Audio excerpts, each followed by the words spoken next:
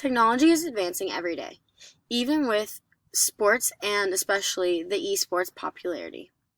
With esports popularity, it'll be the next big thing. Atlanta Hawks Group joined with us to create a marketing plan to enhance their knowings.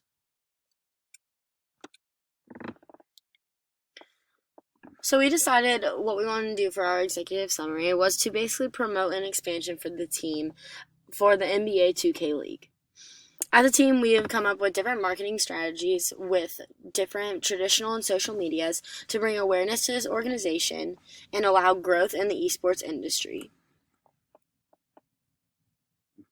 Our demographic groups are from 10 to 18-year-olds, which are basically our digital natives, and they are our youngest generation. Our next generation would be 18 to 30-year-olds, and those are for the working to lower middle class with interest in basketball. They're familiar with the internet, but they're seeking alternatives to create and see bigger results. And then we have our 30 to 45-year-olds of our middle and upper class.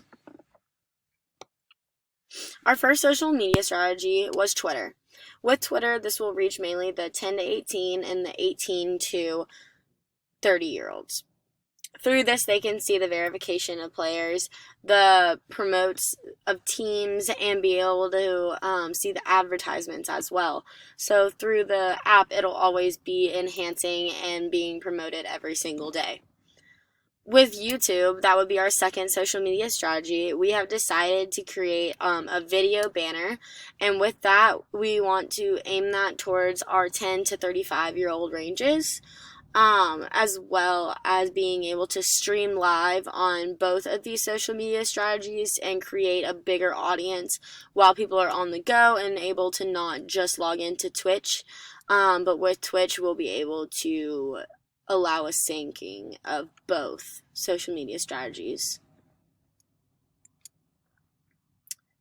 Our traditional marketing strategies we have decided to use are our in-person advertising, or basically our city billboards. We want to focus on mainly the southeastern market, with the biggest cities being in sports, so Atlanta, Birmingham, Savannah, and Nashville. We want to focus on the Hawks talent and the NBA 2K League as well. As well as the traditional, we decided to do a radio podcast, and we hope for this one to aim towards the 30 and older categories. With having the in-person billboards and the radio podcast, they're able to keep up with when games are. And with the radio podcast, people are able to see and keep up with what's going on, hear about their favorite players, and hear about the league happenings, and constantly keep up with what's going on. Both of these traditional strategies are aimed from the 18 to 30 and 30 and up.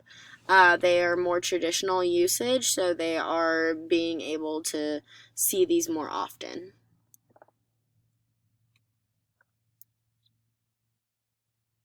So, as I said before, Twitch and Twitter have considerable overlap in their communities, so it's the interconnected younger adults, when YouTube is more in those young teens and being able to advance. And the billboards and podcasts create an opportunity to grab more attention from the older generations and be able to see more of a demographic focus. So with our SWOT analysis, we think some of the strengths and weaknesses have huge fan base potentials, recent increase to attention to the Atlanta Hawks, and bring in more wantings of the basketball teams in general.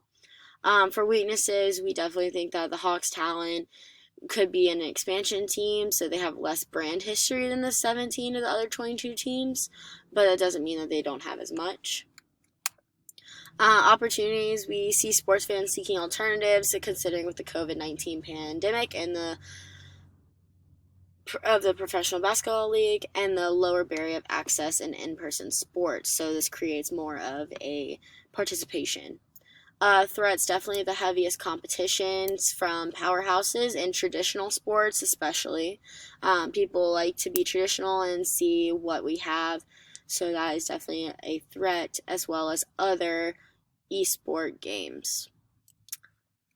Thank you for your time. I hope you enjoyed everything.